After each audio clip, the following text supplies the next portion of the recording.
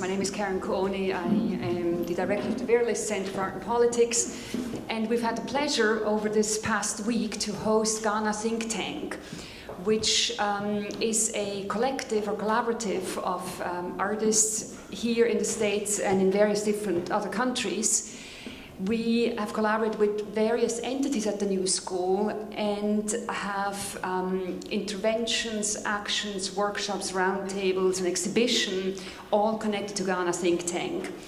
Tonight, John Ewing and Christopher Robbins will present first an overview of what Ghana ThinkTank does. Then we'll have a workshop, roundtable, action, you'll see. And at the end, Kianga Ford, who is a faculty member at the MFA program of Master of Fine Arts program at Parsons, will offer a response and moderate a discussion amongst us all.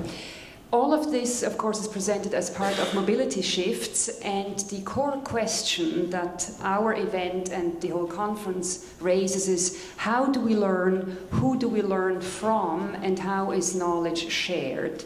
So thank you for coming, and now Christopher and John. Hi, I'm John, and this is Christopher, and Carmen is a third member that couldn't be here tonight. Anyway, some of you may have seen the trailer that's been parked out front.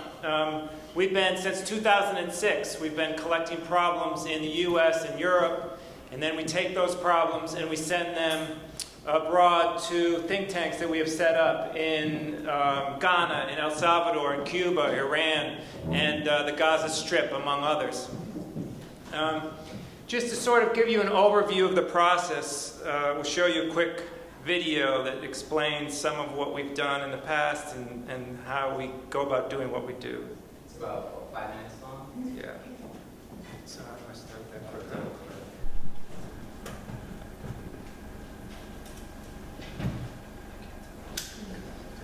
There's a lot of children that are a little overindulged and adults that are overindulged.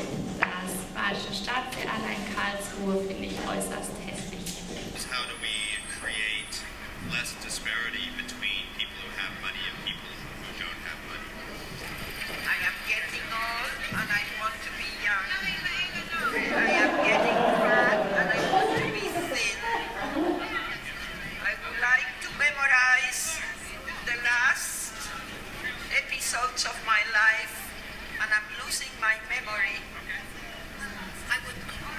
I would like to have sex instead of dreaming about sex. Well, How do you find your passion? The chance of being stopped on the bus. The kids driving around with that crazy box in their trucks and their cars.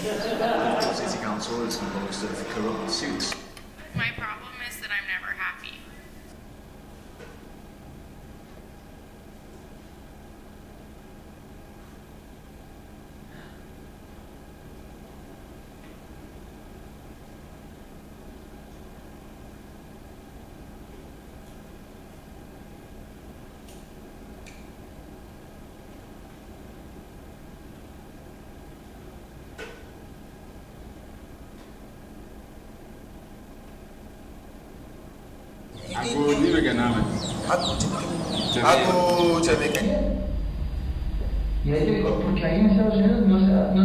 This is a problem, and this is a racial problem. Pienso que una de las cosas que más admiro de Estados Unidos es la cultura. Yani Allah podwójczono to zmieniają,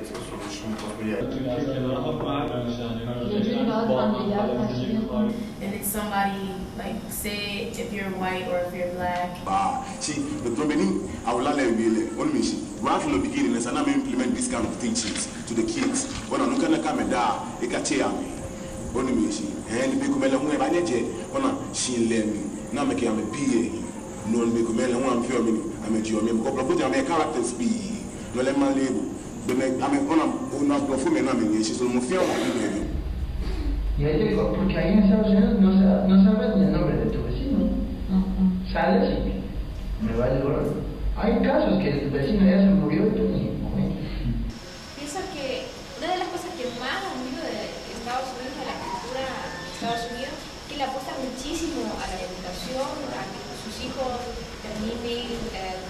básica, se vayan a la universidad, porque siento que de una forma mantener el sistema de dominio a nivel mundial. Pero siento que le faltaría la otra parte, la parte humana, valorar al resto de... The problem.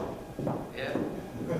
The projector power is off. The projector is red instead of green. Yeah. Do you want to turn it on again? I don't know, maybe the bulb blew. Or it just goes off.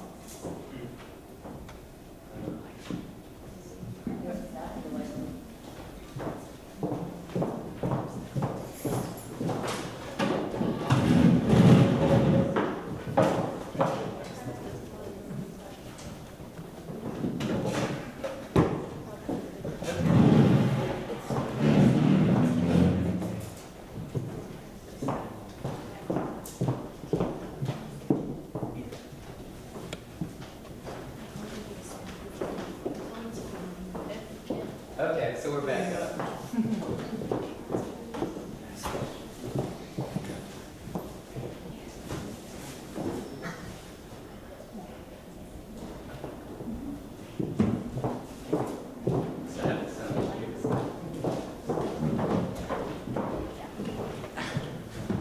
Okay. Just play it from there. Can't back up a little bit and kind of start over.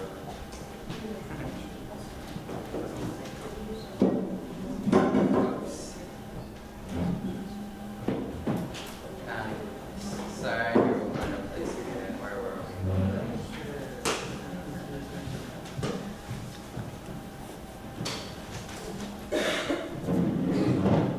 Alright, here's that. Where were we in the video?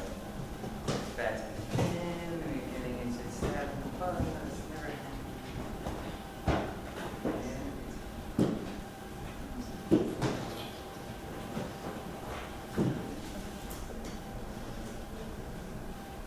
And we were in El Salvador.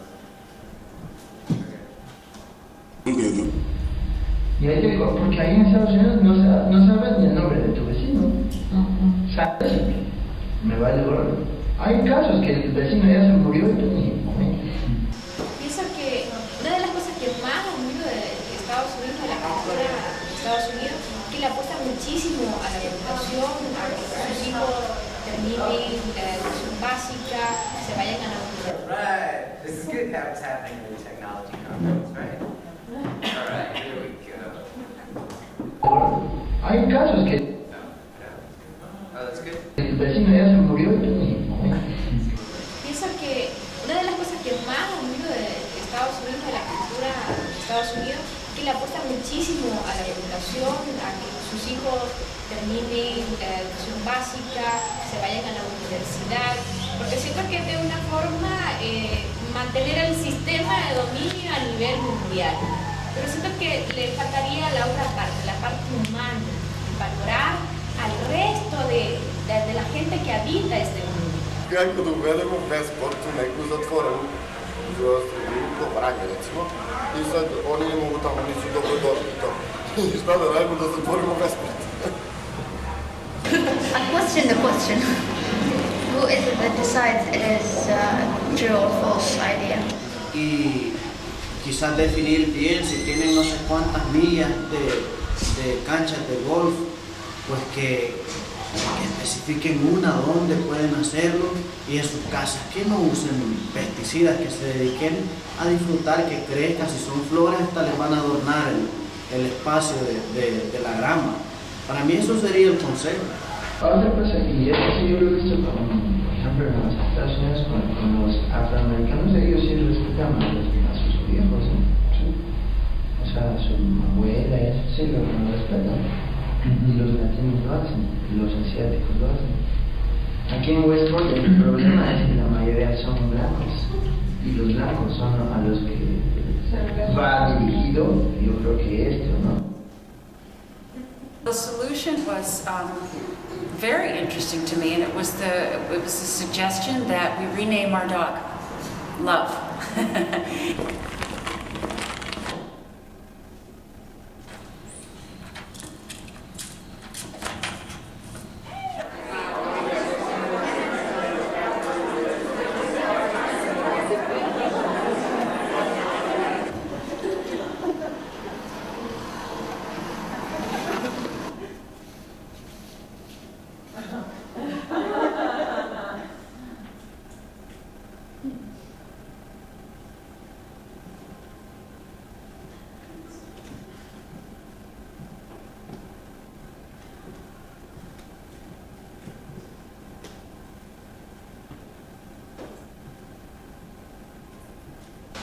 suena en la ventana del vecino para que entienda que ya la mascota dejó de ser el problema y el problema ahora somos nosotros. O sea, yo creo que al final de cuentas, lo que siempre he dicho, la tolerancia.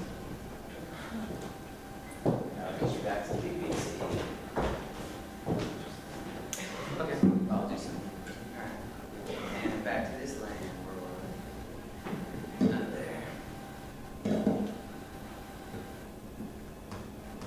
Okay, so we've talked about that, the think tanks. Just to follow up on the film, one really important thing is after we've executed all these solutions, we've recorded them all, and then we send the results, how they were successful or not successful, back to the think tank. So they have a chance to evaluate their solutions, and then we do another cycle. So like we said, we've been doing it for 5 years, so we've developed relationships with a bunch of the think tanks. Let's see what we've worked in. What else do I want to say about that? I feel like going off this script now. We've worked in Westport. Yeah, I don't feel like talking about this. I guess one thing I wanted to talk about this that you probably noticed in some of the solutions is it originally came out of us working overseas in development. John and I'd worked in West Africa and the South Pacific. John in Cuba and El Salvador. And Mate grew up in Ghana and experienced development from both sides. And so the project started from this feeling of being the American overseas who supposedly had solutions for a culture we hadn't grown up with. And initially it was kind of a penance or something where trying to impose that on our own culture and saying this is what it feels like to have another culture with all good intentions giving their solution completely out of context, and there's pressure that you have to do it no matter what you think of it. And so a lot of the solutions might not jive with whether we think it's a good idea or not, or even if we how we feel personally about it. Some of them end up being somewhat offensive to me personally, but it's something we go through with because it's what we experienced on the other side. And that's, for me, a strong part of what's going on, is displacing these cultural stereotypes in a very personal way. Let's see. Just another shot. We've taken this all around New York. And as you probably noticed in the movie, we were in Liverpool and Germany and on our way to China. You can leave, a lot of the videos you saw were collected by, you hit the red button there and then you talk into the video. So there's an automatic problem collection. This is, like you saw, the think tank in Iran. Think tank in Salvador. Yeah, let's talk about a couple of solutions. Well, this one you saw briefly. This was in Westport, Connecticut, which, has anyone been to Westport? It's a very wealthy, 40 minutes out of New York City. A lot of hedge fund operators there. And when we were there in 2007, or I forget when, the problem that kept coming to us was lack of diversity. And so the El Salvador think tank got this problem, and they said, I'm betting you don't have lack of diversity. I bet if you open up your eyes to who you're counting, then you'll notice you do have diversity. For instance, the people working on your lawns and building your houses, I bet you they don't look like you. So what you need to do is hire immigrant day laborers to attend your social functions, so you recognize that you do have diversity. And that was that. This was in Wales. So how did that go?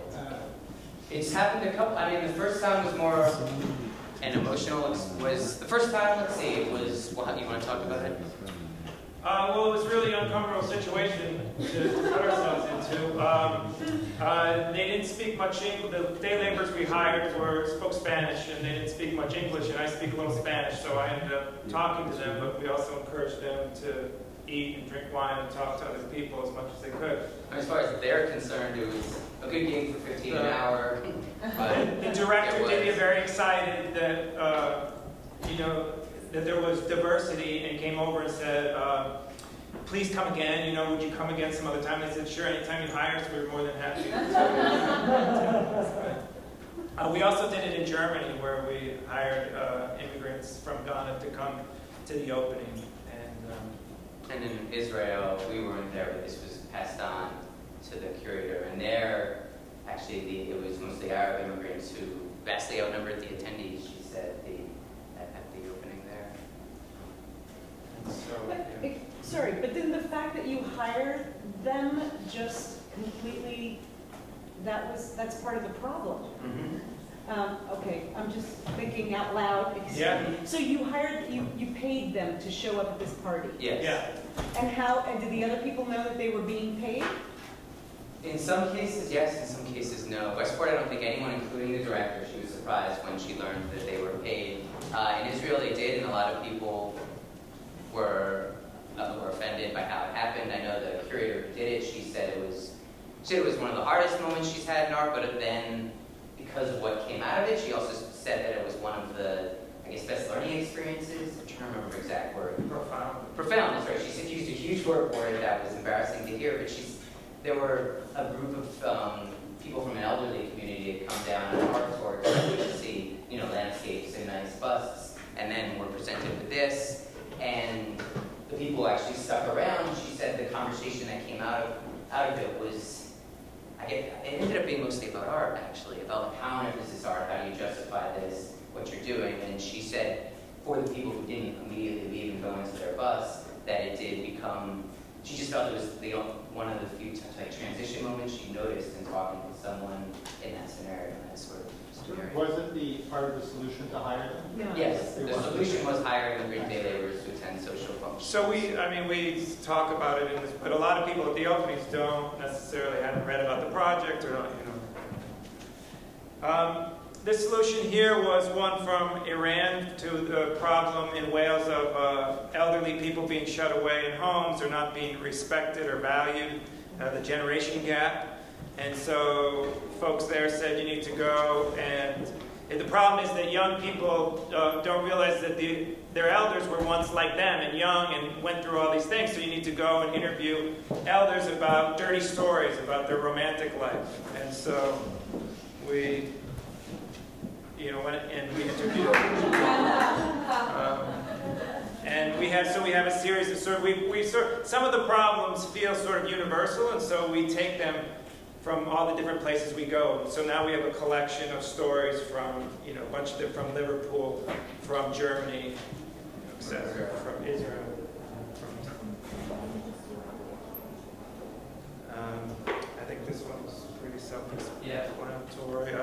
The barking dog, and actually the woman who took this problem said it really helped a lot because she would go, and when she would yell at her dog, she'd yell love, and she felt like it sort of changed her attitude. She took the dog for more walks, and it stopped barking as much.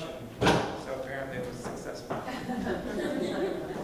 This one is self-explanatory, right? This is Liverpool, people parking on the sidewalk in front of a kindergarten. And Serbia said, suggest municipal workers install parking blocks on that sidewalk, and they'll stop. This one was quite recent. This was this summer with the trailer in Queens, the Queens Museum in Creative Time, and a lot of this ended up being about immigrants as well. A lot of immigrants were complaining to us that they're harassed by police when they're waiting. And when we started research, and so the solution that came out of this was to create legal waiting zones. And as we researched it, we realized that the loitering law the police were using was actually declared unconstitutional, and that the New York Police Department was being fined in contempt of court ranging from $500 to $5,000 for every time they were using this loitering law to move people on or take them in or check their papers. And so we printed these in English and Spanish and installed them along Roosevelt Avenue in Corona. We also created sort of a pro-immigrant campaign movement with posters and slogans that we then illegally ran up and placed on buses as they were passing by. So this is a couple of posters. Oh, well, the important part about this was the promotion campaign we worked with were very quickly in Corona. We realized there was like the old guard who were not happy with the immigrants who were moving in, and the new immigrants who were complaining about how racist the old timers were. And so with this promotion campaign, it started with Tanya Bruguera, who is running Immigrant Movement International.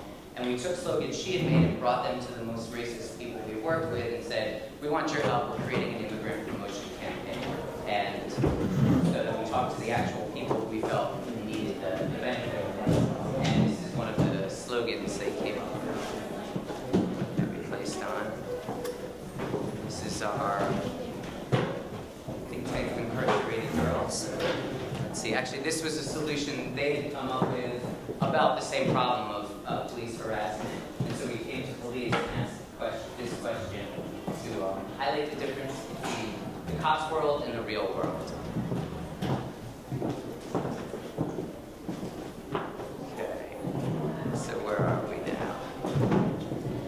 Okay, I think this is an installation. We try to make the installations double as workshop and a traditional sculpture, but also as a place where people, that's happened again.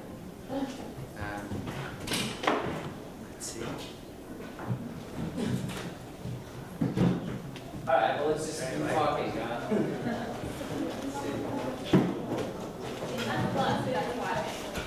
Pardon me? They unplugged on the wall. Oh, yeah, plugged on the wall. Yeah, that's not Do we want the lights on? No. Okay. Had to ask. All right, we can continue in the dark. We've got time. So, what? Well, why don't we do something else? Okay. Like what? Think tank in the dark? Yeah. What do you mean? Think tank in the dark. I don't know. Doesn't a restaurant world experience power cuts? Pardon?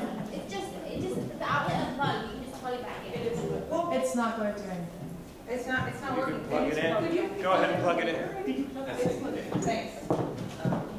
It's just. Maybe we could like try something with our partners for a second. You said we were going to do some kind of workshop thing, so. It's plugged back in already. Oh, but it's not working. So the projectors. You get the idea what we're talking about, I guess. Somebody has a cell phone. Well, I was thinking, yeah. Anybody have candles? Yeah. Candles. Really? Yeah. Oh, nice.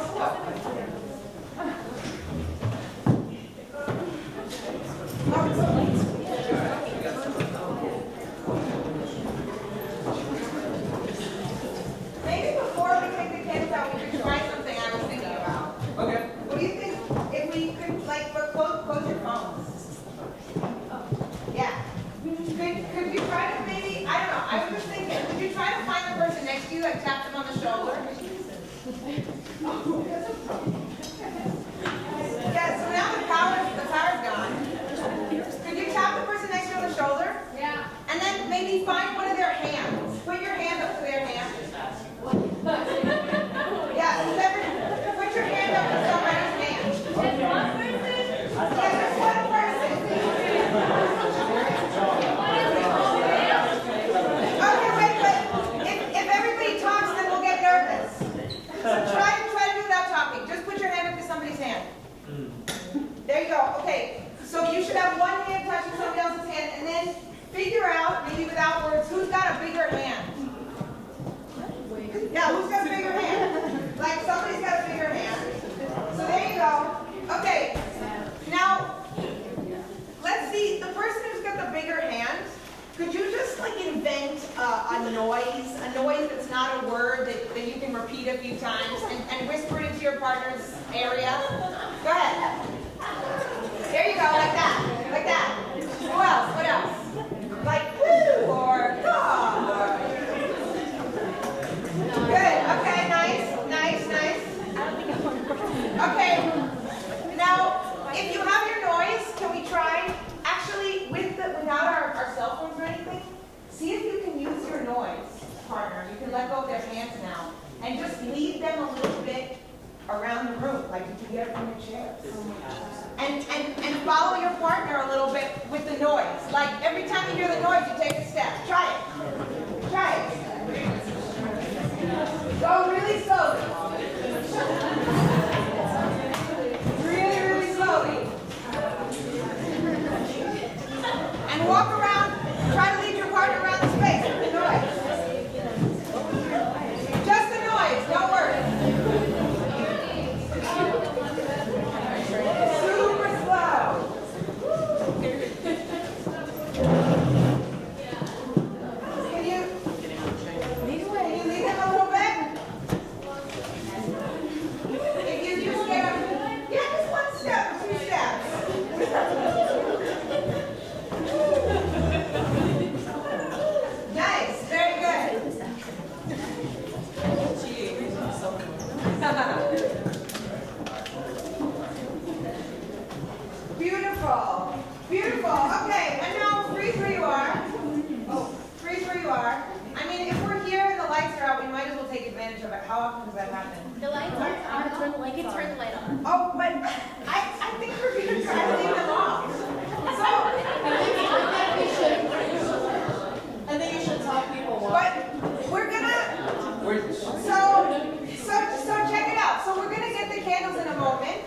Because in the Ghana think tank, one of the problems was that PowerPoint is sort of killing our souls. So the suggestion was that we replace PowerPoint with social theater. So we're going to try to keep exploring some of these questions by using a little bit of theater. So we are asking you to do some crazy things, but it'll work out. So actually now, whoever had those candles, maybe you could help us and we could light one this time and we each hold one. So we can see a little bit. So can you bring them to us in the middle here? There you go. Oh, beautiful. Oh, great. Okay, and we have matches. So if everyone wants to grab a candle, there you go. On each table there's some candles. Over here. There you go.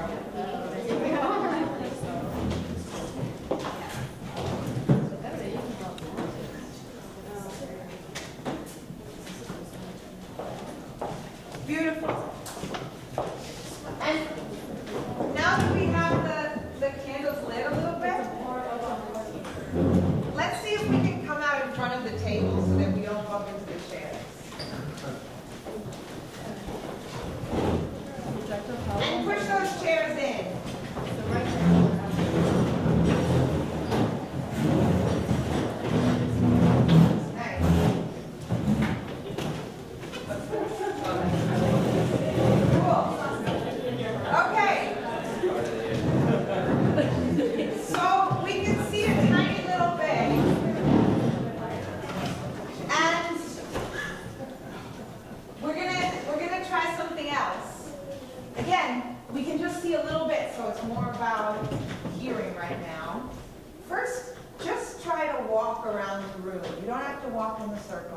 Just walk. Now we can see, so you can walk on your own without being led. Go ahead. Walk. And now stop. And walk. And stop. And walk in a new direction. Find a new place in the room. And stop. Okay, so it looks like we can walk, okay, and we can stop. So because the lights are out, and that's a little bit opposite of the way a workshop usually is at a conference, let's try to flip these words around. So this time, when I say walk, let's stop. And when I say stop, let's walk. Walk. Stop. Walk. Walk. Stop. Stop. Oh. No.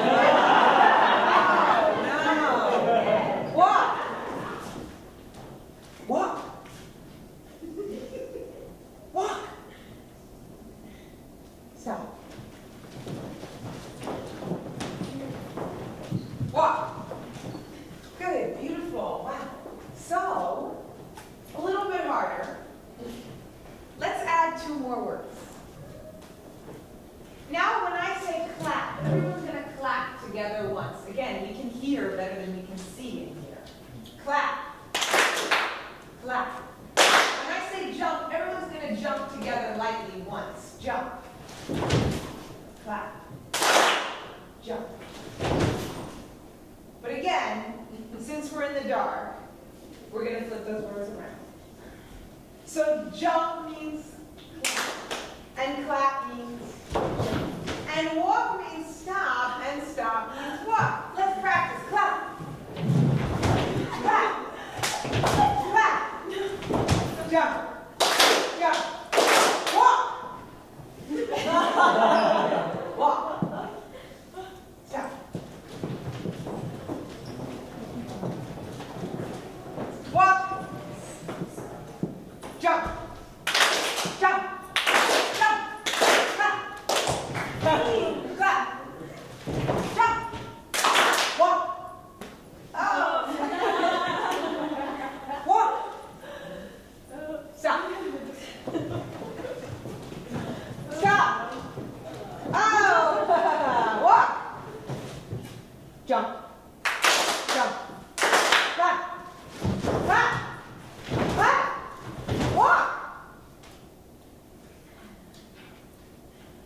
let's make it a little bit harder. So, now when I say arms, you're going to put your arms up in the air and put them down again. Arms. When I say knees, you're going to bend your knees and stand up again. Knees. Arms. Knees. And now, we're going to flip. Let's practice. Arms. Again. Arms. Yes. Arms. Knees. Arms. Arms. Knees. Great. Just to review. Walk, stop, clap, jump, arms, knees. Walk. Stop. Walk. Jump. Jump. Clap. Clap. Arms. Ooh, arms. Walk. Clap. Clap. Arms. Walk. Stop. Walk. Jump. Jump. Jump. Clap. Walk. Arms. Arms. Walk. Clap. Clap. Clap. Very nice. Let's come back out to the circle so we can sort of see each other. So now a few things have happened. The lights have gone out. The workshop has stopped. And we also just got confused. I'd say before that even we also got scared. And then now we got confused. Or am I assuming? Did anyone feel confused in this game? Yeah, a little confused. Okay. So my question is, in the vein of what we're talking about here today, and also just in reality, why was this confusing? Why was this game confusing? I'm asking for an obvious answer to an obvious question. Why was this game confusing? Because I'm used to doing what I'm told. Used to doing what you're told. Okay. Yeah. I was going to say, you do what you're intended to do, as opposed to the opposite. Say it again. You used to do exactly what you're supposed to do, as opposed to the opposite of what you're supposed to do. You're used to doing exactly what you're supposed to do. Except, okay, but didn't I tell you that the way to win this game is just to do the opposite? So why was that so hard? What was that? The words have meaning. The words have meaning. The words have meaning. Interesting. Inherent meaning? Okay, so when you were a little baby, like 3 months old, and I said, walk! What did you do? Yeah, and drool, or cry, or something. Okay, so the words have meaning, but maybe not inherent meaning, or maybe not inherent meaning for me. So what else then? I mean, the word, right, in Spanish coming out is to walk, but if I didn't speak Spanish, then I wouldn't do anything. So that word doesn't have meaning for me. So what else? Tell me more. What do you mean by the words have meaning? Why was that confusing? I still don't understand. I told you to do the opposite thing. Why? Did anyone find their body going like that? Yeah. Did anybody find their body going like that? Yeah. Okay, so why? You compare yourself to the others and saw that you made a mistake. Okay, you were looking at everyone else and thinking you made a mistake. Okay. Because there's a condition to what they've trained. Oh, yeah, trained, exactly. We're trained or conditioned. Not when I was 3 months old, right? Maybe, but very soon after. Okay, so what you're telling me is, even when I said, in this room, in this game, you have to do the opposite to win. And I mean, we all want to win, right? I want to win. And you couldn't. I mean, that's crazy. I mean, it's just a simple thing, walking, stopping. So I didn't tell you to do a cardio, right? But not that simple. Not that simple. So we were trained. It was ingrained in us. Now maybe, okay, maybe if somebody tells me to walk and I walk, usually it doesn't hurt. Unless I'm on a plank. But I'm curious if there are other things that we're responding to, maybe not the word walk and and stop and jump and clap in that way, then I'm not even thinking. That I don't even have a choice. I mean, that's what I learned in this game. I don't have a choice whether I walk or not. I think it's the way that you said it that jolted our bodies to do it or not. And if it was a softer walk, it was a lot easier for us to not walk than if you were walk. The command. The command made us jump. Okay. So the command makes me do it before I even, it's the tone of the voice. Rhythm. The rhythm of it. Okay? What about in the world of digital technology?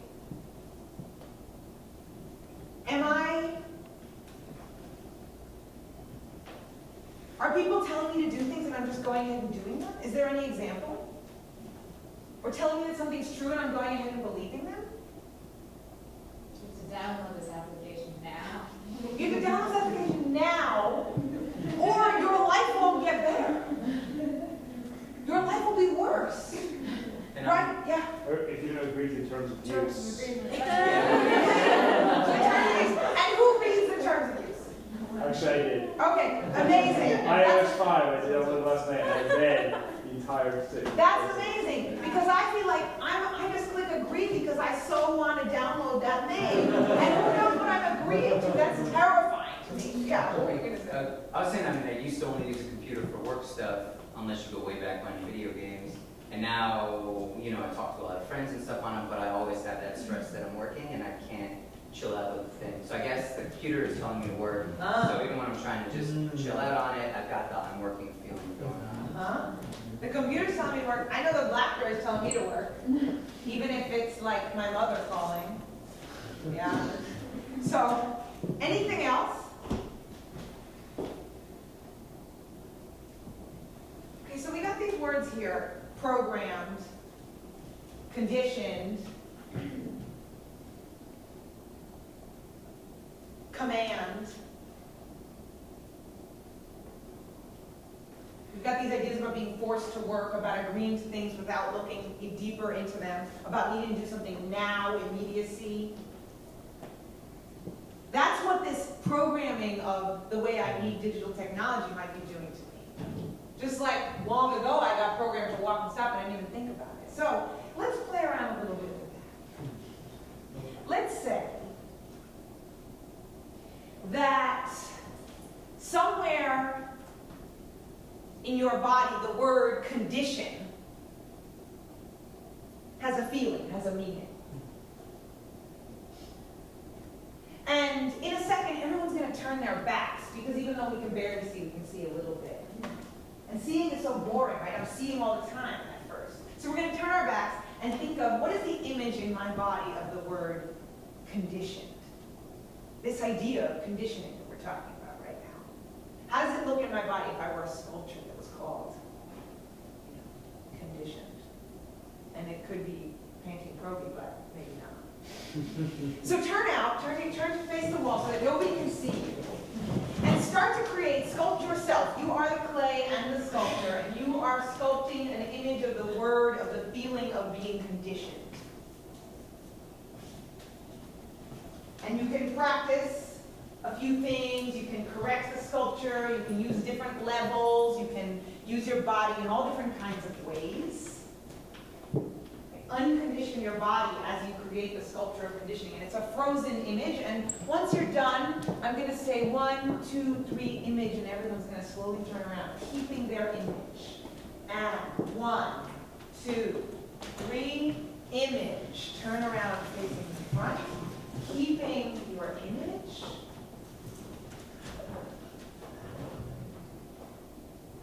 And now, lift your eyes. And I'm going to keep your image. And I'm going to pass this candle around so that we can see the different images. So you can lift your eyes while you keep your image and look around at what's going on. I'm lifting the candle so that we can see everyone. All these different images of conditioning. The right one. There we go. Wow.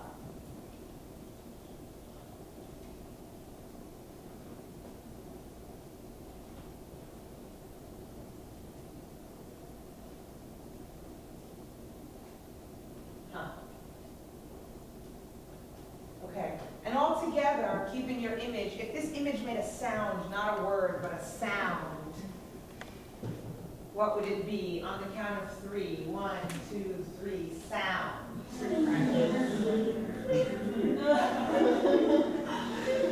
Good, and continue one more time. 1, 2, 3, sound. Let's hear it again. Good, and take one last look around at the images, and you can release your sound and image. Good, and shake it out. Okay, what were some of the qualities of those images, and what were some of the qualities of those sounds? What did you see and what did you hear? Machines. Controlled. Bound and blind. Bound and blind. Monotonous. Submissive. Submissive. The beach. Yeah. Powerful. Powerful. Complacent. Complacent. How about in anything specific, objective that you saw in the images? Closing in, reaching out, looking down, looking up. Orderly. Symmetry, I saw. Rigid. What else? Streamlined. I saw my band that was called Condition. Your band that was called Condition. Great. Anything else? Okay. Let's try another word. Another word that came up. Let's try the word immediacy. Thinking about it in the digital technology sense. Immediacy. Okay, so turn around. Immediacy, right? So now we have, this is very different. This immediacy, and you can start to sculpt your image. Right? Whatever you mean, and this could be positive for you or negative or neutral. Immediacy, sculpt your image, and you can try out a few things, make it better, fix it. And then on the count of 3, you're going to turn around holding your image. 1, 2, 3, image. Beautiful. Okay, and hold them if you can. Keep your eyes open. I'm going to do the same thing so you can see each other's images. It's very important that we see each other. Just with a candle, so it takes a little bit of time, but things take longer in the dark. Wow. Yes, you can release a little bit if you're across the circle. Is this your image? Okay. Immediacy. Ooh. Okay. Wow. Yes. A lot of hands. I see. Great. Okay. Wow. What's going on here? Okay. Wow. Nice. Great. Ha ha ha ha. Seeing all these images. Good. Everybody's being able to see. All right? Very nice. Uh-huh. Yes. Yes. Yes. Yes. Great. Okay, now don't lose your image. Your next task is to see the images that you saw, and I know you can't see them very well, and move towards the images that you think are in your family of images. Because I see a lot of related images. Everyone, outwards if you can. Go ahead. Move and leave family. Find your family. Find a family of images. Find your family.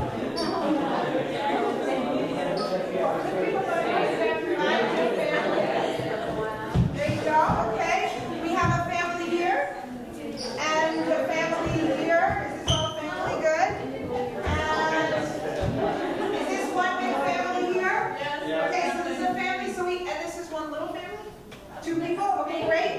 And this is one little family? Okay, so we have 2 small families and 3 largish families, right? Okay, let's say now that everyone in all these families can relax and you guys stay, and we can actually sit on the floor if we want to leave the audience for a while. And if we can't sit on the floor, you can sit on chair. No, you guys not. You guys are on. We can sit and relax. And look over here. And maybe let's take some candles so we can see. Here we go. I'm going to put these down here. Or hold them up. I don't know. What do we think? Can we see? Okay. Image, are you in your image? Good. Can you back up a little bit so we see everyone? Okay. Now, audience, what stories are we getting here? What is going on? What do you see? Objectively and subjectively, right? What images do we see and what does it make me feel or think?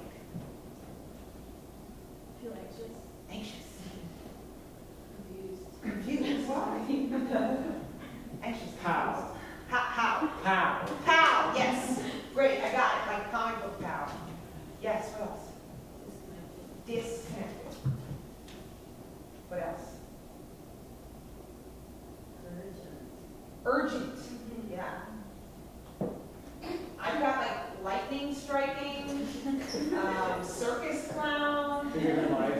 What was that? Way of life, just have like, it's like huge, it's there. Life is huge. Yeah. Yeah, absolutely. Okay, group over here. When I say go, your image is going to come to life with one repetitive movement. So whatever movement that image does, it's going to do it over and over, and then it's going to stop when I say freeze. And go, just movement. Wow. Take it in, get the new information here. Very nice, and freeze. Okay, any new information needs to come in, Tom? Swimming. Great. Running, rushing, I saw. Yeah, trying to get somewhere. Trying to get somewhere. Repetition. Repetition. Mechanical. Mechanical again. Beautiful. Now you're going to add to that movement a word or phrase. So if this sculpture was actually a human being stuck in this position, what would be the word or phrase this person would want to say? And when I say go, everyone's going to do it together once with their movement. And then I'm going to tap us on the shoulder and we're each going to do it over. So 1, 2, 3, go. Together. Yeah, keep it all together. And freeze. And now when I tap on the shoulder, you're going to come to life once with your sound and your word and your movement. No way.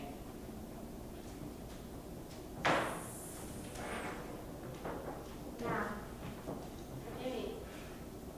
Keep it all together.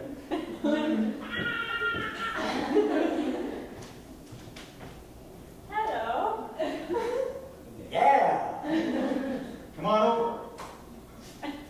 Keep it all together. Yeah. Keep it all together. Yeah. Hello. Hello. Yeah. Hello. Yeah. Hello. Come on over. Would anyone else like to come up and DJ that? For real? Would you come up and DJ that? You tap them on the shoulder and they'll come to life. Would you like to? Okay, great. Just DJ that very quickly and then they'll be able to relax. So you just tap them, you can do it whatever way. Hello. Keep it all together. Yeah. Come on over. Keep it all together. Keep it all together. Keep it all together. Yeah. Keep it all together. Come on. Keep it all together. And very nice. You guys can relax. What new information did you get there?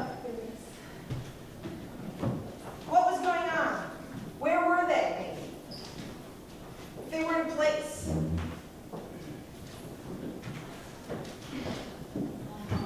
At home. At home.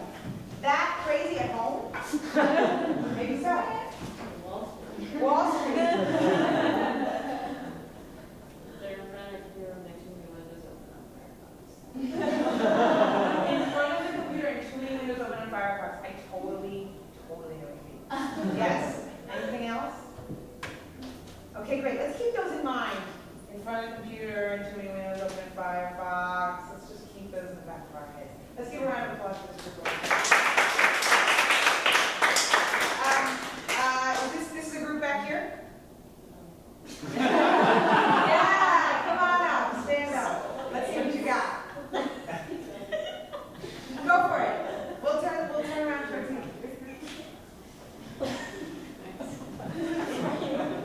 Go ahead. We want to see what you got. No, I wasn't there.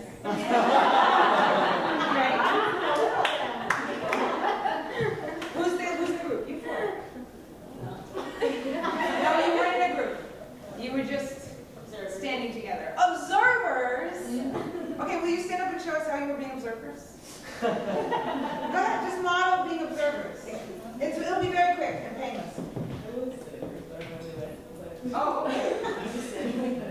All right. Okay. Interesting. Freeze like that? Does this tell us any story about the word immediacy? I'm just curious. Can we put anything on here?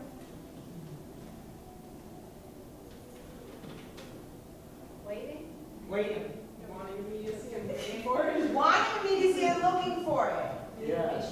Being impatient. Yeah, like too much immediacy makes me bored. Too much immediacy makes me bored. It's like the cereal line.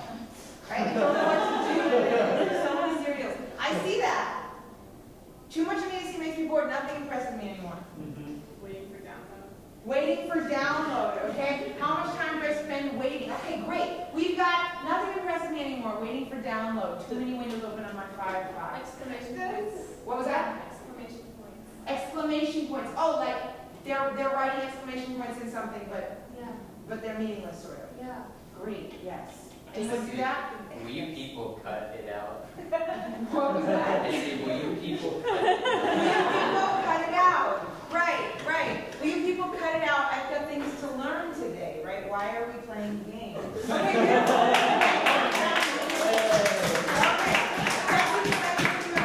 Let's see maybe one more group. This was a group over here. Whoever was a group. There were a few of you? Yeah. Yeah, okay. We all weren't going to do it so Yeah. We'll put this in front of you. Oh, good. There's a bunch of you. So figure out how to place yourself so we can all see you.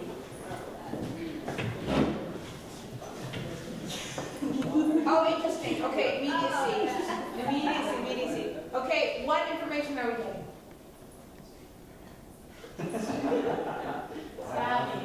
Grabbing. Reaching. Rigid hands, not soft hands. Hands with bent knuckles. Bent knuckles. Control. Greedy. Holding. Frustration. Superiority. Where do you see that?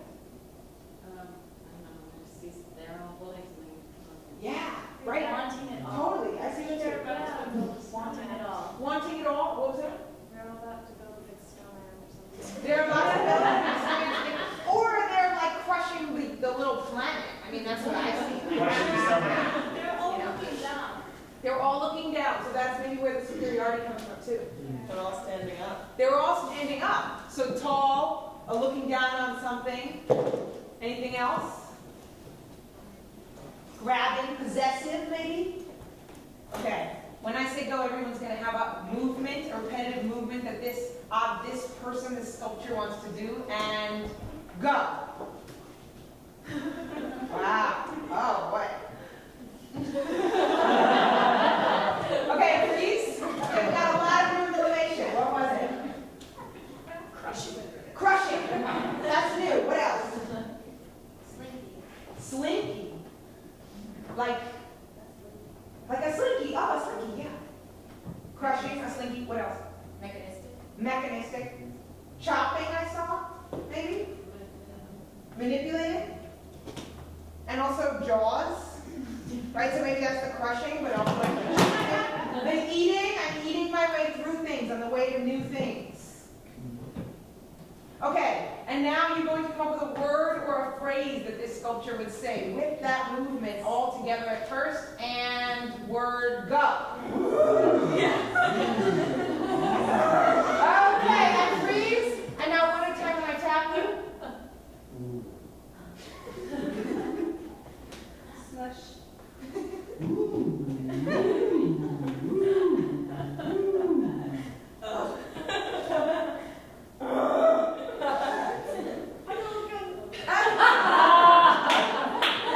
Okay, and relax. Thank you very much. New information here.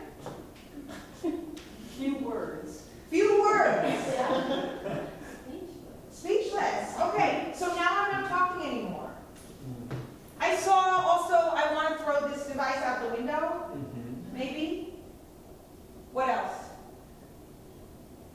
It's interesting you said device. How do you know it was a device? Well, it was sort of the littleness of it. I mean, that was my imagination. Maybe it was a big thing, but I thought it was something that I could hold in my hands that was frustrating me. And the negative feelings around it. It's very destructive. It's really destructive. Seems like really destructive. This group was pretty destructive. Okay. I wasn't thinking about it from, I was more wonder. It's like, that's what I was Okay, it's beautiful. Okay, very nice. Round of applause back to you. Okay, so now I want to ask us a question. We've come up with, we might not get to see all the groups, but we've come up here with a lot of words and little problems already. If we were going to offer these problems. One problem I'm hearing is too many windows open on my Firefox. about and I'm bored really fast. Another problem is this device isn't working for me. Another problem is this device is so cool I can't look at anything else. Right? Wonder. What were some other problems that we heard? Or imagined we saw? Rigidity, and how could you make that specific? How would you see that in a human being? What would it body be? movements, and especially when we did the conditioning one, Uh-huh. it was really rigid. Uh-huh. So maybe there's some kind of problem there. So it's 2011 and I'm sitting at my desk and my back hurts and I can't move when I get up. Anybody? Yes? Yeah. And my fingers start hurting and my wrists start hurting and then I have to wear a brace. Right? And maybe also there's rigidity of the mind. Like what? What would be an example of that?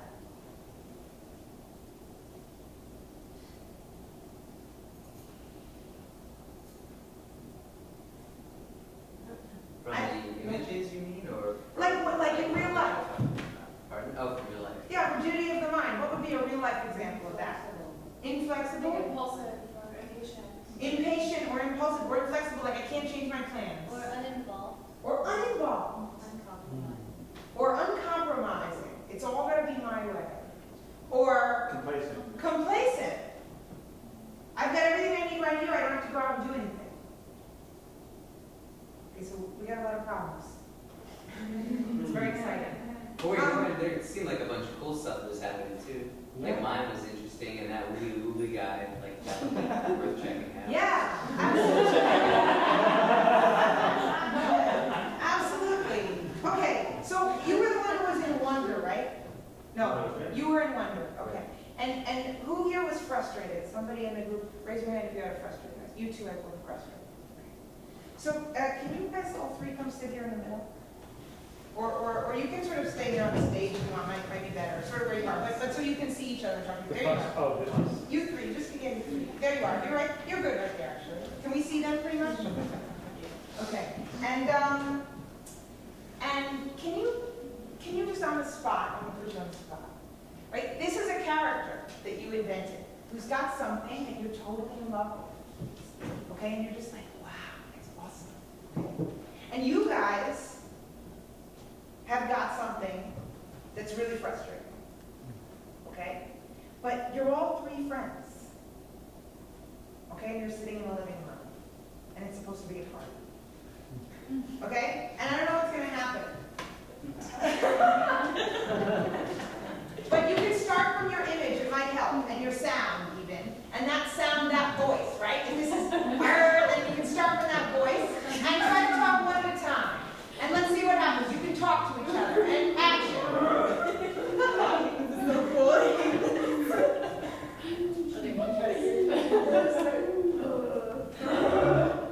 Okay, and talk to each other. You're at a party, and he's got this thing he loves, and you've got these things you're frustrated about. He has more details, right?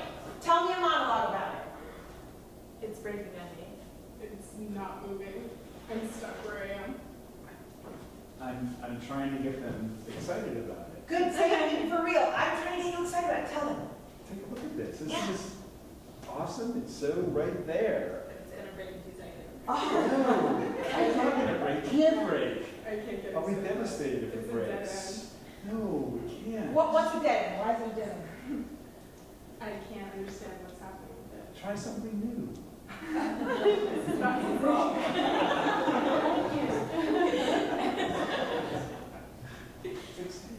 Okay, freeze. How are these two ladies feeling right now, do you think? Uncomfortable? Yeah? The characters. Maybe uncomfortable. What? They're feeling resistant to change. Anybody have any other ideas? Dubious. Okay, and how's he feeling? Excited. Okay, are they communicating?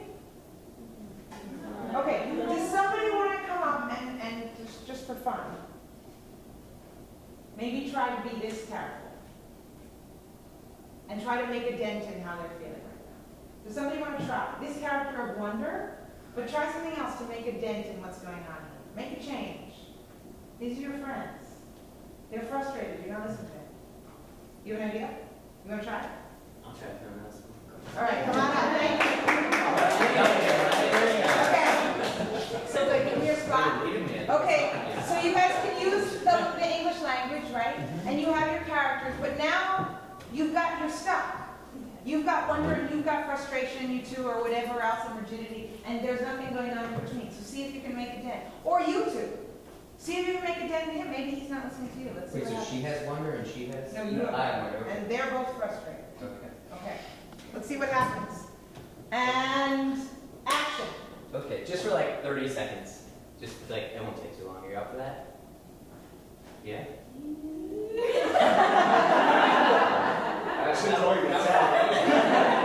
Yeah, alright, cool. So 30, now I actually have to do it, I guess. Alright, so what's worth wonder for 30 seconds?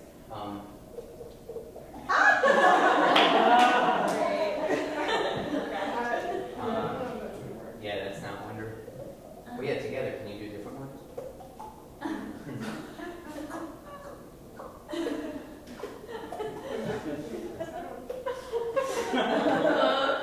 It has to be like cheeks like a drum.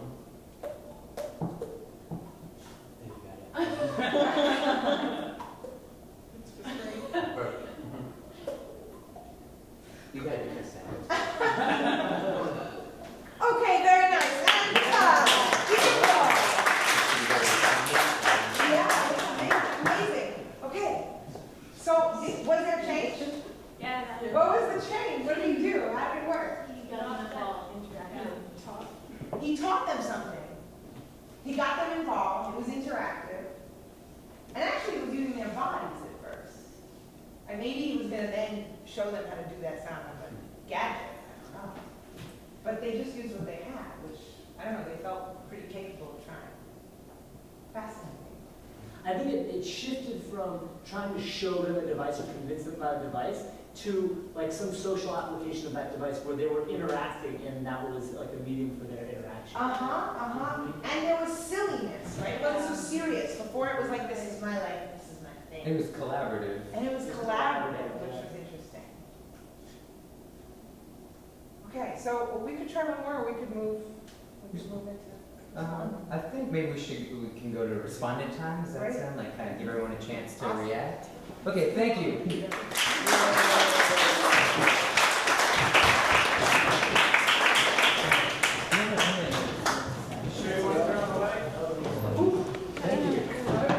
So clearly that was a script. There's a certain amount I was down and a certain amount I was just like, here, like, oh my God. Okay, well, I guess the open preface I give is God's script had a solution. They had said that we have a lot of blackouts and 8 hours at a time, and that they felt that that really helped them deal with technology making people. The problem was that technology makes people less intimate, or that a lot of your friends you only know in a certain way. And they talked about, well, I think our blackouts are kind of the thing that it is. We learn to deal with blackouts. We experience each other in a different way. We're forced to have this other side. And so we've been trying to get a way to turn the breakers off in this building since they gave us that solution. And the best we could come up with was, just like taping the light switches and trying to sync the off and all that. So that was the Gaza solution we decided to impose on ourselves. And the PowerPoint one was, instead of PowerPoint, do social theater. I guess I should open it up. Definitely for me, the experience, it was good to feel it really imposed on me. I mean, I'm sure as uncomfortable as you were, I was uncomfortable. It's like, oh my God, I'm uncomfortable on 2 levels. It's like, anyway, you said you were having existential crisis. I don't know what that means. But let's shut up and open it up to Kiana to run this off. So, I obviously don't have a prepared response to what just happened. What I want to do is to see if we can facilitate a conversation and think a little bit about what just happened with us in relationship to the larger work of Ghana ThinkTank. So maybe first I'll put a question to you guys, which is, you asked us to do something which really shifts the way that we go about assessing problems and maybe thinking, or maybe, I wouldn't say thinking, I would say doing analysis, which seems very similar to what you guys have done, think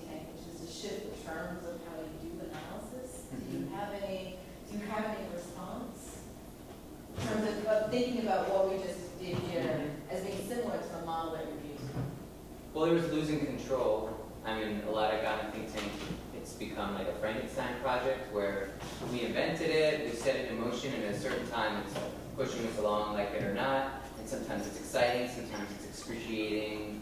And so definitely part of this was like, we lost control of the event. I mean, we, set these in motion. We're like, okay, social theater, let's do this. But definitely, we were along for the ride. So that was similar, like, of trading control, playing with where the control is. And obviously, compared to the PowerPoint, where we could say everything and answer questions if we wanted, or save them to the end, there was definitely a losing of control happening. Joe, let's talk about the bigger scale. Can you think of a bigger scale on the reference? Did that one? No. One of the questions that I would want to ask there is, theater, the oppressive model, is not a model of chaos, right? It's not just sort of come in the room and do what you want. It actually has a very clear structure with a set of goals that have to do with breaking you out of the way that you usually think, right? And breaking you away from who usually gets to be the one to respond.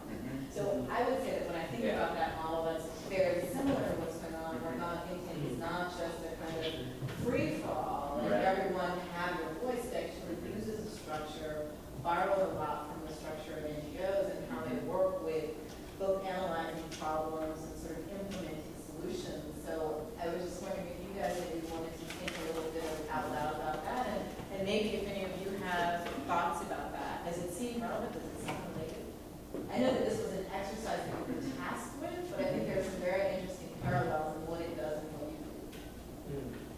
Well, the social pressure felt like a corollary for sure in, how development worked when I was, doing it in a straightforward way was if whether a project was a good idea or not, you need to say yes to it because you wanted the funding to come around the second time around. And if you rejected this, then there's a chance that they wouldn't roll up in their Land Rovers anymore and give you money.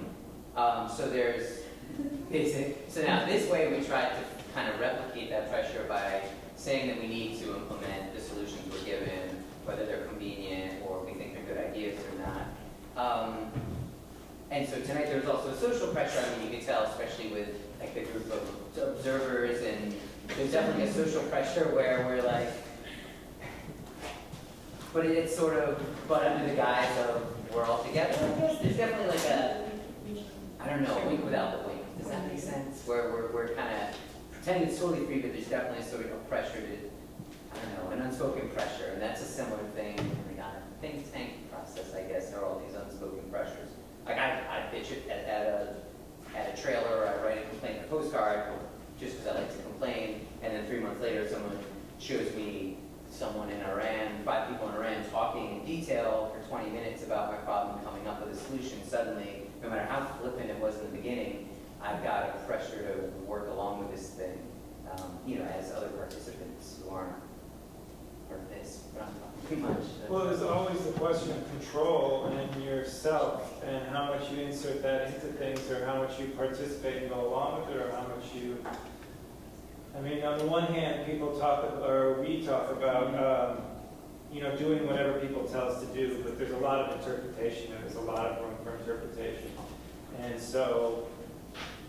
The question is, how much do we take control of that and insert ourselves into it and prepare or let things go out of control? Like, we've never worked together before, so it was just kind of turning things over and letting her take over and seeing where we went. Obviously, a lot of people felt uncomfortable and, started heading for the door when this whole thing happened. So that was a little disconcerting. Could you guys talk a little bit about the discomfort of implementation and how that relates to a model that you were using, the model that you were trying to upend, NGOs that go to place and implement something, right? Often inserting themselves into a population that hasn't necessarily asked for repair. Yeah, that's right. Right. Well, I would actually refer to Fluxus and fine art and instruction art, right? There was this whole, in a sense, we set up this whole thing of instruction art where, we get told what to do and then we go and interpret it however many different ways we can interpret it. And speaking to the discomfort part, I realized there's two sides of it. And one part of it that I didn't expect is kind of a freedom of an excuse, I guess. Like usually when I feel uncomfortable with something, it's a part of me saying like, this isn't right for you, figure out what's, and change what's going on. But we have this sort of, I mean, frankly, we have the big other telling us what to do. We've got the glorified other of Cuba, we've got the glorified other of Ghana, and so we always have this excuse of, oh, they told me to do it, so that's the excuse to get through my comfort, my discomfort. So there, I guess there's a weird freedom that comes from, You can assign responsibility to somebody. Yes. Yeah. Isn't the fact that you use humor and playfulness a boundary breaker and making these relationships happen? I think I get the sense that this is what this exercise was, that there was a norm and boundary breaker to feel comfortable with strangers. And I think that's, having that playfulness allows for that. Yeah. And so I'm more inclined to, okay, if someone says, do this with my bitching and complaining, I'm going to do it, because there is a sense of like following through on playfulness. That's true, it's much more positive side of it. And we did a project a few months ago where we were sort of trying to do things more serious without the humor and do a real sort of activist, and it felt flat, and we really realized at that point the humor is a huge part of it. Yeah, and art plays a different role. I mean, there's obviously art and activism of overlaps, but also realizing, the time scales and the strategies are different, and that we kind of have a different way we can insert into the world that other industries or fields or whatever you want to call them can't. And it was almost like we gave up a lot of the license and the freedom that art allows and the irreverence by trying to be super straightforward and have a very practical and political agenda. I would agree that there's a lot of playfulness in the work. At the same time, there's some very serious critiques. Yeah. And I wonder if you could say a little bit about those critiques, and also about your aims and intentions to become a meta practice that really relies on our familiarity with existing sort of do-good, philanthropic, and non-governmental organizational structures, right? Can you say a little bit about what you hope for from this work? I mean, it definitely shifts as time goes on. Initially, for me at least, it was punitive, and then I realized it became, well, the first time I went to Africa, like, what did I know of Africa was National Geographic, like, Mud Hut, and Women Without Shirts On, and then Sally Struthers saying, price, 10 cents a cup of coffee a day, you didn't save poor starving African children. And then I get there and there's like people riding around on motorcycles selling French versions of Scrabble, and like this kid who could like made a working forge, and I don't know, just it was not this thing that I thought. And then I came back to the US after, and also and then this idea that they're poor and they don't have electricity, and just like life was so, and I don't want to go the other extreme, but life, it was more fun and it was richer, and everything was a negotiation and everything was social, and you can't buy something and not make eye contact, because you have to haggle for it, even if it's not that important monetarily. Like, it's just part of the flirting of doing anything. And then coming back to the States, I remember landing in JFK, and after growing up in New York City, feeling that one part of Central Park where you can't see buildings is nature, I realized for the first time, like, the center of the world, self-appointed center of the world, like, it's so fucking clueless. There's so many other ways of living, and I had these two opposites that I suddenly was aware of. And so part of it, I guess, is just like ways to pull out these other ideas from very different culture and shove them into our life, like it or not, or in a very personal way. It's not just you have to do this, but seeing that people care, and that's been a really amazing part for me that I didn't expect initially. I think relationships, for me, it's sort of a selfish thing, and then if I can sort of make other people appreciate it and enjoy it as well, but it's like being able to instigate, have a reason, sort of a made-up reason to develop relationships with all these different people around the world that, I could never do otherwise. It's sort of develop this mechanism, and that's really one of the richest things for me. The other thing is, I think maybe Chris has said it a little bit, is discomfort. Like one of the things when I was living in El Salvador that I really missed when I came back to the US was that there's a certain amount of necessity that forces relationships and forces people to bond together, that when sort of in the comfort that people have here, they can pay for things instead of interacting with somebody. So there's a certain privilege allows a certain amount of comfort, and then but that allows a certain amount of routine. And so this whole process forces me to be uncomfortable in a bunch of different situations that usually ends up having some really interesting.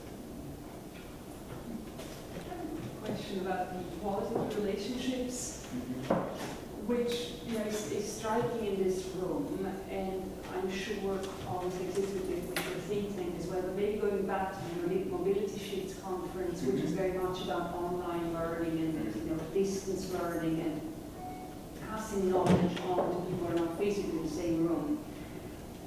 How does that transfer happen in your case, and what's the quality of the relationships that you're building? Well, I guess, between us and the think tanks,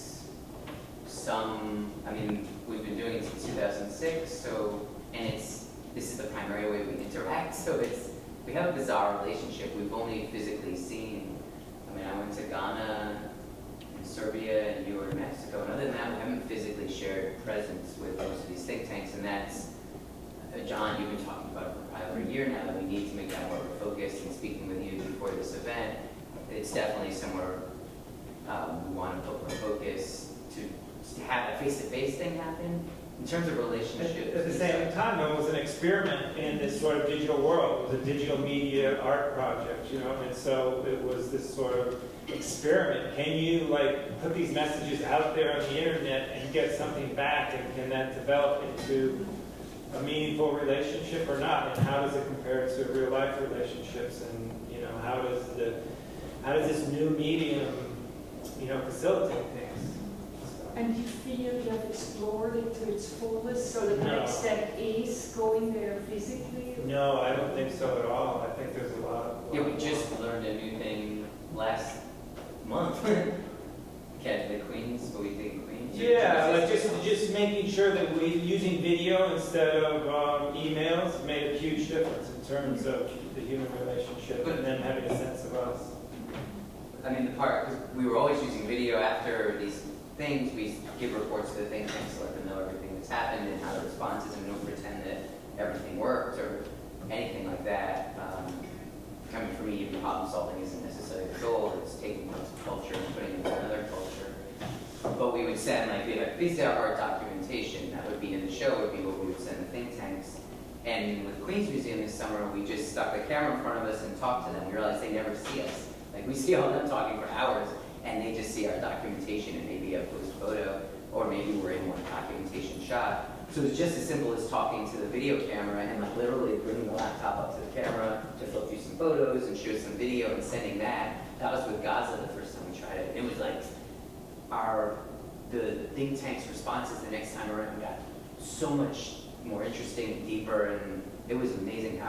So no, there's no way we could push. There's so much more we could change digitally in how we're working with people, but it's not like it's in that regard, it's systematic. I know we don't have a lot of time. Maybe let's open it up for some questions. I have certainly. Well, I don't usually like when people don't ask a question time and instead make their point, but I don't kind of have a specific question, but kind of a comment in general. Yeah, no, please. Because, I think it's fantastically interesting work. I have not encountered it before. I thought it was great. And talking about relationships, it seems to me, I have a few thoughts on that. One is that, obviously it's very exciting for you guys to be able to meet those people, but from my perspective, I don't really care about that. What I care about is the relationship that's created between a number of things, the relationship between the think tank and the first world, and the potential to genuinely bring solutions from the third to the first, or however you want to frame, south to north, or what have you, which I think is a very potent and necessary sort of strategy. So, and it's hardly ever done in any way. And so I think, to me, I see what you're doing is having a lot of really kind of broader, legitimate, sort of socially transformative potential beyond just being a cool art project. And also in terms of relationships, it seems to me that, at least in the selection that you showed at the beginning, which I suspect is fairly representative, that the solutions almost always were about relationships, such as the fellow who said, throw the shoe through the window, and then it's not about the dog anymore, it's about us. and well, but in my experience, that, and you said everything is social in Africa, and so what and even the woman from El Salvador said the problem is, you have all these institutions and educational facilities, but the human element is missing. And so I think that that aspect of bringing relationship-based solutions to the developed world is precisely also what's necessary in the broader scheme of things in terms of our more challenge to create a more sustainable world that actually does respect relationships of all kinds and our inability to do that. So, I can go on about other things I think about it, but it's very interesting and great. Thank you. I need to insert myself because I missed the first part of it, which is the meat of what you were presenting. But along the lines of what you were just saying, I think there is that aspect of technology in building relationships. But what I find to be so much, not necessarily more important, but equally important, is the viral effect of changing the way that you think about relationships and the way you implement it just in the way that you live day to day. I'm from St. Lucia, which is in the southeastern Caribbean, very tiny. And I'm a choreographer. And one of the things that I work with consistently for me is creating the kind of communities that I miss. So there is that thing of having relationships with people who are interested in the same ideas of how you walk down the street, how you make eye contact, how you barter for the things in your life that are valuable or important to you with people who have something to offer to you that you also have something to give back. And for me, that's the thing that's incredible about the connection that you have, even though you're not present in the same room. It's like I said before, that viral effect of changing the way that we think about and the way that we live, sort of in our tiny little communities. Speaking of viral, I was wanting to ask, how much of this ends up online? Most of it, we redid the website this summer, so we lost our whole archive, and now either us or someone who's willing to needs to put, we still have it on our computers, we'll need to change the format. Most of it's online. We try to put all the videos and photos and documentation, and we do blog posts for every action. So, unfortunately, right now, it's starting at the beginning of the summer onwards, everything we do goes online. And then at some point, we have to go back into the archive that's on our computers and get that back online with a new format. So it goes up. What's not online, though, are hours and hours of conversations that each think tank has, and we pull out the parts that people who aren't us would watch. I guess we could put everything on, but it's the classic problem of how do you exhibit this as an art project? Because the artwork is really in the conversations and all the little things that happen and the actions and everything that happens, and so we try to document that and then exhibit that, but that's not really the same. So. And sometimes documenting screws it up. Exactly. It seems to me that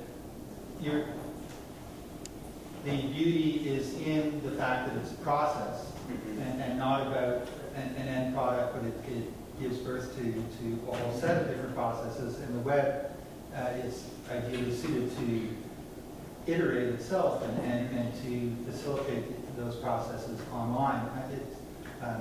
So, for example, I would imagine that these kinds of stories would serve to engender a whole series of dialogues on their own, rather than being an endpoint. Oh, I saw this; it's really cool. But rather, how do I then get engaged, participate, and to create more kind of a spiral loop? Yeah, there's definitely some of that. There's a couple times when people we've worked with just like took it was theirs, and we leave, and they keep going with it. That's happened a couple times where there's enough, someone embraces it so much that it's just something they keep on, and whatever we were, it doesn't matter anymore. And then, I mean, we have, at least this summer was the first time I'm interested in trying to fold it back into the NGO world and see the lessons that we feel we're getting from this, how they can be used in a, I guess, a straightforward, whatever, in an NGO way. Why don't you quickly say the project in Serbia? Basically went to Serbia, to Mitrovica, which is, Kosovo declared independence from Serbia in 2008. It wasn't done officially through the UN, but there's 78 countries who've accepted their independence. Serbia, with whom Kosovo is/was, is not one of them. And so Mitrovica, probably they should have drawn the line at this river, because from the north up it's mostly Serb, and from the river south it's mostly Albanian. There are now Serbian police and Kosovo police both patrolling, and it's their country to vote for them with their own laws and their own capital. And then there's military police guarding this bridge between the two. So this summer, at the same time, it's one city.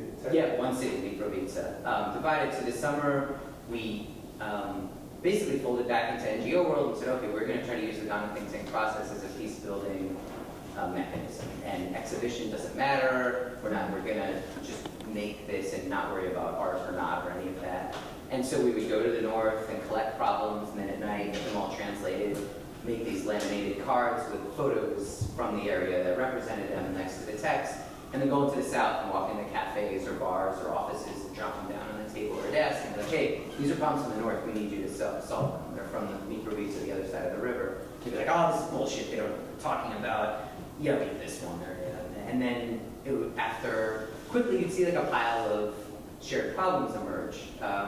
And what was crazy, after 4 days, some people said to us, why are we talking to you? Why don't we talk to them directly? And we're like, really? And so, and what actually happened was people who hadn't crossed the river since the war began in '99 agreed to come together, and then they actually showed them a socially mediated art PowerPoint, and they came up with projects that they would do together to help with the shared issues that they had. So that's a step of trying to change where it goes. I'm also curious in like the commercial world.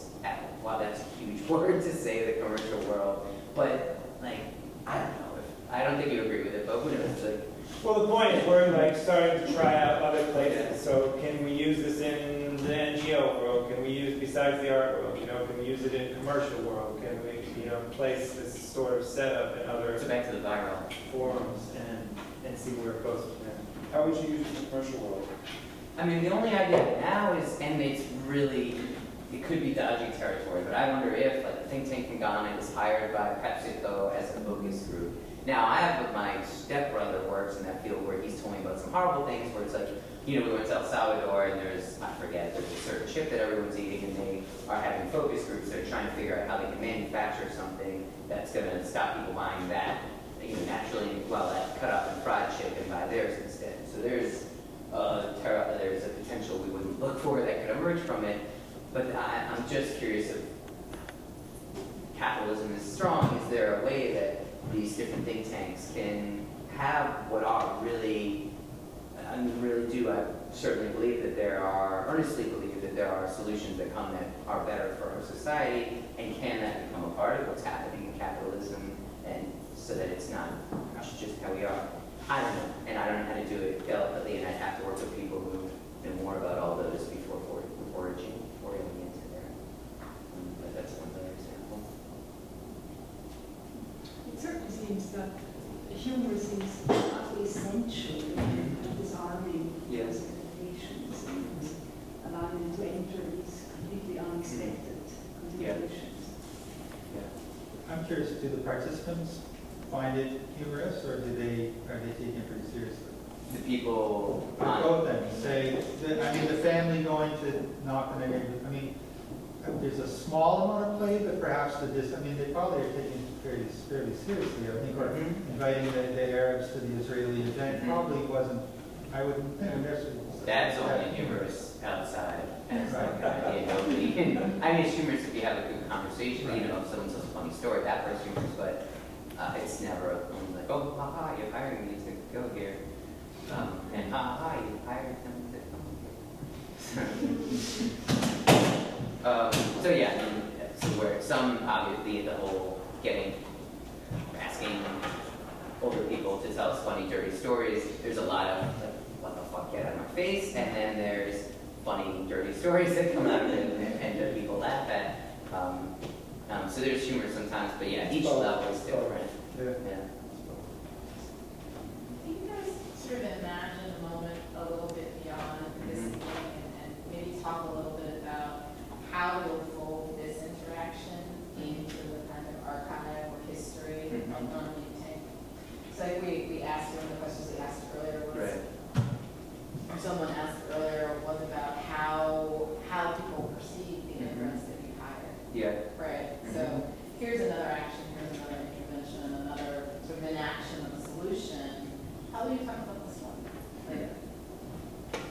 Well, at one point we definitely thought, I guess this would be one of those ones where, I mean, at first when people are screaming out of that door and there wasn't much cooperation, I was thinking, this will be one where we show the slide and be like, and this is how this worked out. Like, this will be one of the solutions didn't go so well. I mean, by the end of it, I personally felt that some interesting things took place that managed to fold back, at least in oblique ways, into concerns addressed at mobility shifts. You should talk about it. Like, that's a question. How do we fold this into, also as a learning lesson? I think there's a lot of really good questions there. I just think we're going to have to really look at it like, how much prep do we do, and how, even strategically. Strategically, yeah. How we did it, how it worked. I don't know. I guess I would throw it back to people and feel like, do they feel like it related to the think tank, or do you feel like it was like such a separate thing that you know? Yeah, how do people take it? I think after having this conversation, I could see the linkage, but I was confused. I thought, did someone take over your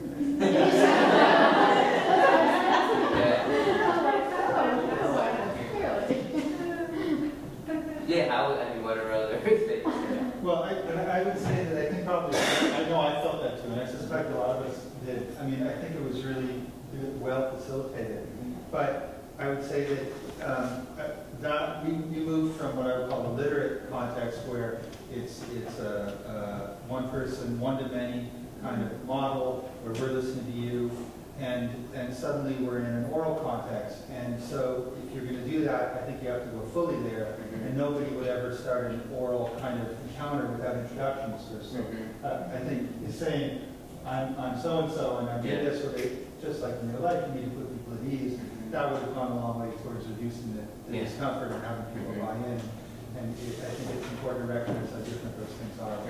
So that's one small thing. I thought, I struggled at first to see the connection. I think the flipping was an obvious way of, kind of connecting to what you do, where you're flipping the thing. So that made sense to me. And just again, the worlds you're going to get your solutions are darker and more elbow to elbow. I mean, people are touching each other. They're much more like this kind of thing. So it kind of put us into the reality of the worlds you're going to in Cuba, and places where, as you say, blackouts happen, and people do sit in circles to talk and that kind of thing. So I don't know if it's intended to do that, but I thought it did. I think that's what I was meant in terms of evaluating. And I think it's a cop-out to say, okay, they told us to do it, so we just did it. Right. It's like, how did you do it? How skillfully did you do it? And if you do it next time, you have I think we have an obligation to them, kind of, since they put this into it, to execute it as well and skillfully as we possibly can. Yeah, it was, definitely my first time I've been involved with anything like that. You had been involved with some, and what you bring up is this earnestly applying a solution, no matter what we think about it, and getting into this mindset where like, no, I'm really going to try to do it. It's not just, okay, I'll pretend I'm doing this thing so I can tell you that I did it. And so that takes, I do feel next time around, we can definitely do more preparation. This has all been, and work on the transition, like you were saying. How do you move it from one into the other skillfully? But yeah, I don't know if that may be too specific and strategic response.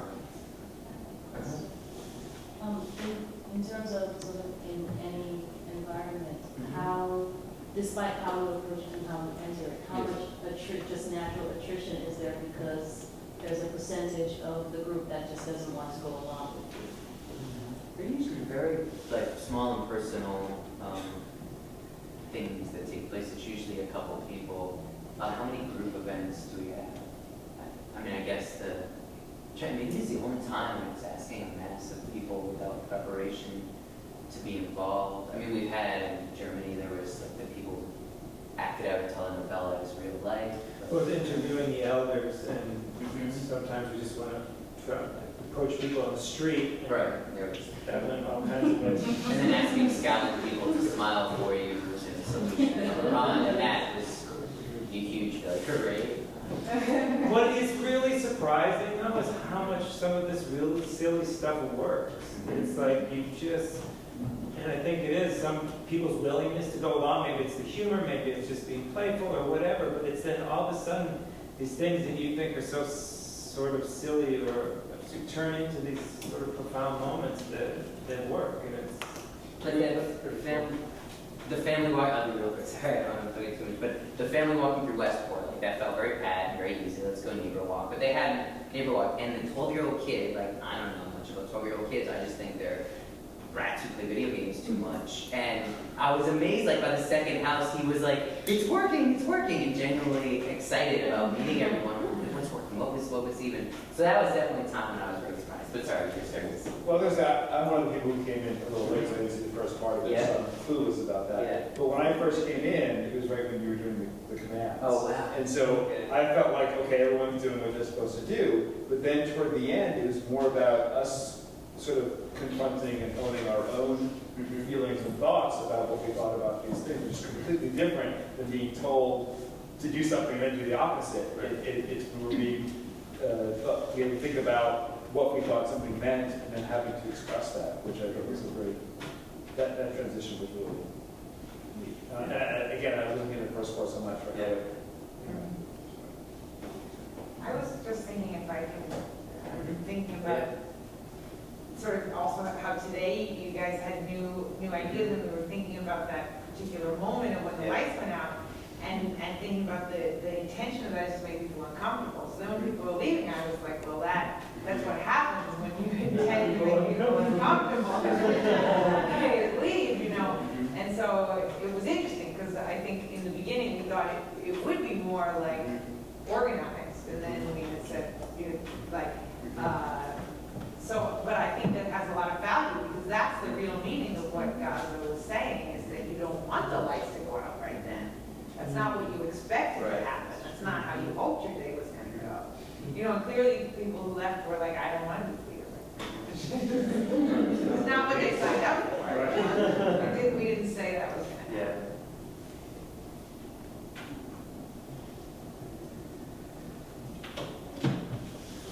What did you want us to get out of that? What was the idea that got you? What were you thinking when you put this together? What did you want us to come out of that with? Well, for me, it was my biggest hope for it was that I would create like a sense of interpersonal intimacy that wouldn't happen if the entire workshop was spent watching us press through slides. And that's when I saw the solution. I thought, yeah, I can see how that was my biggest personal goal for it. Yeah, it was about PowerPoints and sort of getting alienated and bored. Like even if they're really great PowerPoints, by the time you watch, at a conference like this, you watch so many, it's like you just can't do it anymore.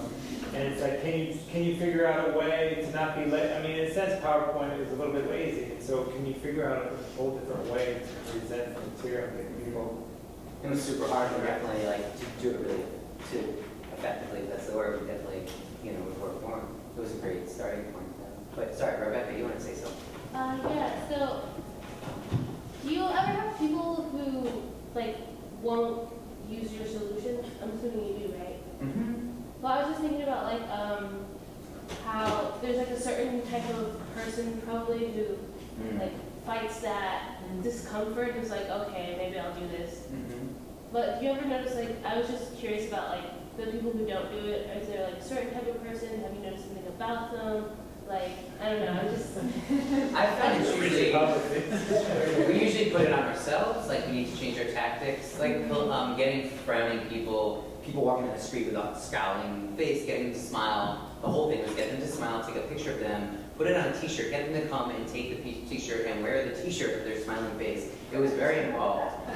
We sucked at it, but then this one curator, she could do it. She ended up saying, like, it was in Wales and she's Welsh, and she said, basically, like, can you help? Yeah, can you help us? Started We're off trying to saying, get, can you help us? help us? Everybody said yes. Yeah. And it was just changing a phrase. And then she said, we're trying to get photos of Welsh people smiling. And instantly they're like, haha, it's such a funny idea that us, like, Romanian people would smile. And so that worked. So there was finding a strategy to work. What have you been saying? What have you been saying? We've been saying, I think we just did the diffusion of saying, responsibility hey, thing. we're trying to do this project, can you So it's about you guys, smile? and about that. Yeah. By the way. I mean, she Well, was, asking for help, okay. yeah, just saying, can you help me? Makes, I mean, that People budget very. wants to- everyone wants to help. Yeah. Everyone wants to help. So Yeah, that's but all. kids are like this, you know, Yeah, so usually it's us changing strategies that changes it more than like. All right. Thank you. Thank you. Okay, thank you. And one very brief announcement. One of the solutions for people being disassociated from each other because of technology was to create a community of common interests that mobility shifts that has nothing to do with digital and nothing to do with education. And we figured right now, Occupy Wall Street is probably a community of common interests that exists. So tomorrow at 5 p.m., if you want to come down to Occupy Wall Street with us, we'll be meeting at the trailer. And the plan is to bring that down there. We have What's Your Wall Street Problem postcards ready. And just go down there and go from there. As long as, yeah, Bloomberg doesn't do its planning. 5 p.m. tomorrow. That's the plan. Of course, you all know the plan is supposed to happen at 6 a.m. tomorrow. 5 p.m. at the trailer. We're trying to clear out the park tomorrow. Yeah, that's right. That's right. That's right. It's tomorrow at 6 a.m. Bloomberg. This has nothing to do with us, but Bloomberg is trying to clean it up. So show up at 6 a.m. That's more, definitely more powerful.